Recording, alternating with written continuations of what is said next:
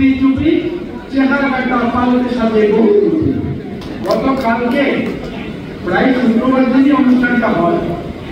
গতকালকে অনুষ্ঠানটি আমি দেখেছিলাম কিছু সময় বাংলাদেশ টেলিভিশনে, যেটা সাধারণত এর আগে দেখতাম না।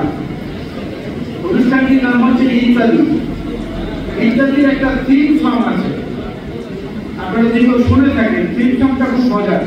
সেখানে বলা হচ্ছে কেউ কেউ অবিরাম চুপি চুপি চেহারা একটা পালকের সাথে বহু চুপি।